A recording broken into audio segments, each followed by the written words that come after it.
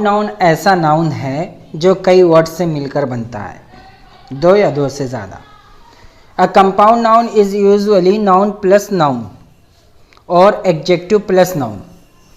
या तो दो नाउन होते हैं या एडजेक्टिव प्लस नाउन होता है।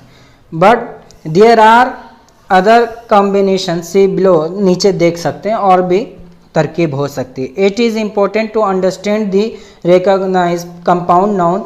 Each compound noun acts as a single unit and can be modified by adjective and other nouns।